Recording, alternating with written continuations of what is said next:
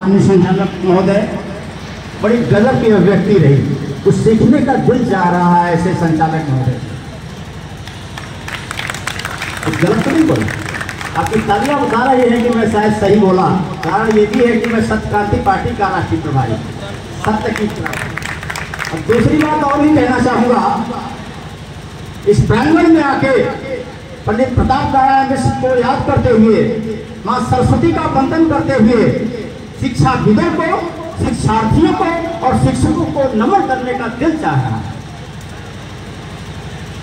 हम उन अभिभावकों का भी वंदन करना चाहते हैं जिनकी इच्छा से ये शिक्षार्थी ऐसी स्थिति में आ सके, और हमारे शिक्षकों को ये सुअवसर दिए हैं कि उनके बाल्यों को अच्छी शिक्षा दे सकें, और उसकी अध्यक्षता हमारे सम्मानीय अध्यक्ष कर सकें। हमारे विशिष्ट अतिथि विशिष्ट ज्ञान दे सकें और हमारे अतिथिगण उनको आशीर्वाद दे सकें। ऐसी बेला पर, ऐसे अवसर पर हम कटका क्लब को, यहाँ की जन सरोकार समिति को, सत्य क्रांति पार्टी के मंडल अध्यक्ष श्री आकाश सिंह जी को, श्री सौरभ मिश्र जी को और तमाम हमारे विद्वान वक्ताओं तथा मीडिया के, प्रिंट मीडिया और इलेक्ट्रॉनिक मीडिया के साथियों को तथा इस आयोजन में जितने लोग भी सहयोग कर रहे हैं, हम उनके प्रति आभार और धन्यवाद व्यक्त करते हैं।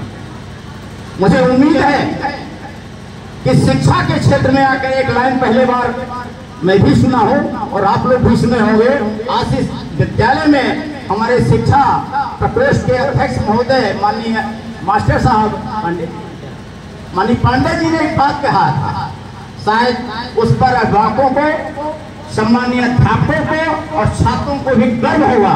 सत्य की बात उन्होंने भी किया है कि जिसे भी जरा सा भी डाउट हो अपने पालियों के कापियों के मूल्यांकन में, वो 1 महीना तक कापियां यहाँ रखी रहेगी अध्यक्ष महोदय की अनुमति से। उस विद्यालय के प्रधानाचार्य, अध्यापक, अभिभावक या छात्र आकर देख सकते हैं। ये चुनौती है आपके लिए कि हमारे कापियों का मूल्यांकन सही हुआ है, इसमें कहीं कोई धांधली नहीं हुआ। अर्थात धांधली की गुंजाइश हो सकती है, ये दिमाग से निकाल दीजिए। ऐसा आपको माहौल दिया जा रहा है शिक्षा का और मूल्यांकन का। आज इस अवसर पर हम कटका क्लब के साथियों को, सत्य क्रांति पार्टी के पदाधिकारियों को तथा इस विद्यालय के जनक को, विद्यालय की गत को ऊर्जा दे रहे साथियों को अपने दिल से धन्यवाद देते हुए, जनपद बस्ती से आकर के मैं उत्तर प्रदेश में 2-3 बातें बताना चाहूंगा आप लोगों को साथियों। कोई गिरा नहीं है, कोई शिकवा नहीं है। एक आध शब्द में कहीं कहीं सुन लेता हूं, कभी कभी हमारे पत्रकार बंधुओं की चर्चा होती है और चतुर्थ स्तंभ के रूप में कहा जाता है, लेकिन आज तक कोई पार्टी और कोई सरकार उन लोगों के लिए किसी भी भविष्य निधि या निधि या सम्मान निधि या मान निधि की कोई घोषणा नहीं की। मेरी एक पार्टी है जो इसकी घोषणा करती है और इसकी मांग करती है, इसके लिए संकल्प लेती है। दूसरी चीज और बताना चाहूंगा, सम्मानीय अध्यापकों, सम्मानीय शिक्षार्थियों और सम्मानीय हमारे गुरुजन बंधु बैठे हुए हैं, हमारे समाज सेवी भी बैठे हुए हैं, हमारे शिक्षक जो बैठे हुए हैं, जो एडेड विद्यालय के हैं, जो राजकीय विद्यालय के हैं, उन्हें बहुत कुछ सुविधाएं मिलती हैं, कुछ अभाव भी रहता होगा। लेकिन हमारे बहुत से प्राइवेट विद्यालय हैं, उस प्राइवेट विद्यालय को, निजी विद्यालय को चलाने वाले लोग भी बैठे होंगे, शायद उस निजी विद्यालय में अध्यापन करने वाले लोग भी बैठे होंगे, शायद उस विद्यालय में अध्ययन करने वाले छात्र और छात्राएं भी बैठी होंगी। क्या उन्हें कुछ एड नहीं मिलना चाहिए सरकार से? क्या गुनाह है उनका? क्या वो भारतवर्ष में नहीं रहते? क्या वो हमारे हिंदुस्तान में नहीं रहते? वो शिक्षक नहीं है, वो शिक्षार्थी नहीं है। जबकि सबसे अच्छा रिजल्ट मेरे ख्याल से ऐसे ही विद्यालयों का आता है और उन्हें न तो इंफ्रास्ट्रक्चर के लिए मिलता होगा, तो सर मैं गलत नहीं बोल रहा हूं, शायद ऐसे निजी विद्यालयों के प्रबंधक महोदय को, प्रधानाचार्य महोदय को इंफ्रास्ट्रक्चर का ही खर्च नहीं मिलता है, कोई रॉयल्टी भी नहीं मिलती है, उनके अध्यापकों का शोषण होता है। जहां उनको 80,000, 90,000 और 77,000, 67,000 वेतन मिलना चाहिए, उनको 6,000, 10,000 में जीवन यापन करना पड़ता है। यही मेरा देश है।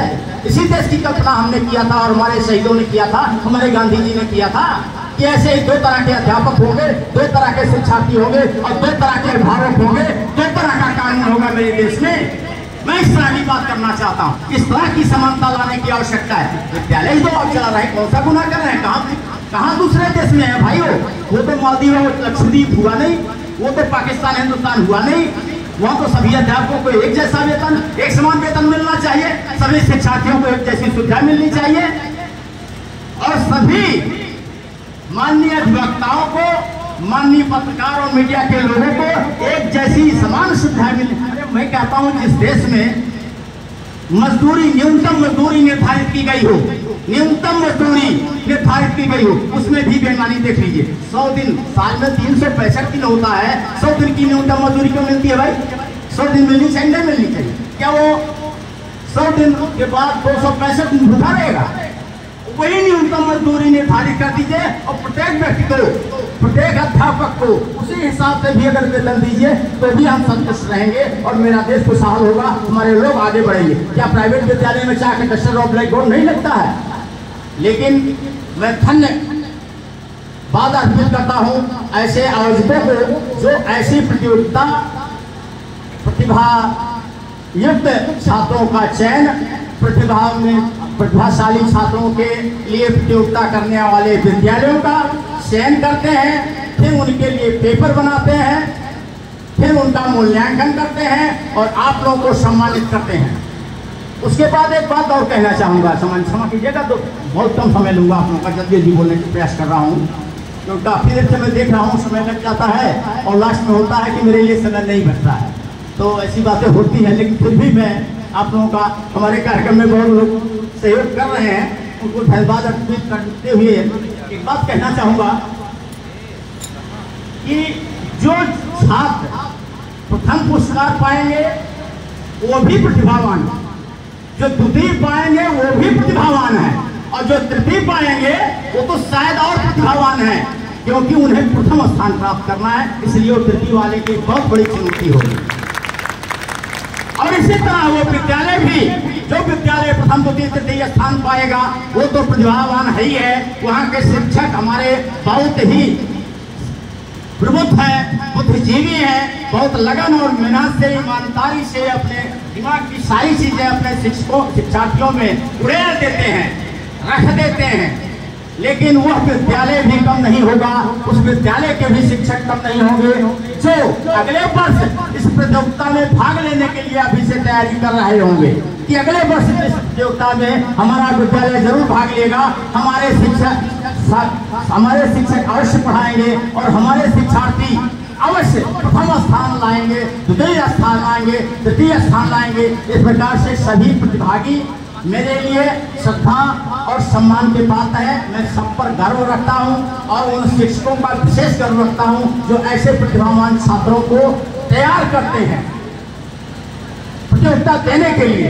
और उनसे अधिक मैं उन अध्यापकों का सम्मान करना चाहता हूं, माताओं का, उन बहनों का, उन बेटियों का जो अपने भाई के लिए, अपने पुत्र के लिए, अपनी बहन के लिए, अपनी बेटी के लिए ऐसा माहौल देते हैं जो किसी भी प्रतियोगिता में कहीं भी जाएं वो उस प्रतियोगिता को बीट कर सकते हैं, उस प्रतियोगिता में भाग ले सकते हैं और जीत सकते हैं। ऐसी तैयारी करते हैं। मैं उनका भी अभिनंदन और धन्यवाद करना चाहता हूँ। इन शब्दों के साथ मैं अपनी बात समाप्त करके सबका धन्यवाद करते हुए और विशेषतः आप सभी लोगों से सीख के लिए अपनी बात समाप्त करता हूँ। हो सकेगा तो मेरा भी मूल्यांकन कर दीजिएगा। धन्यवाद।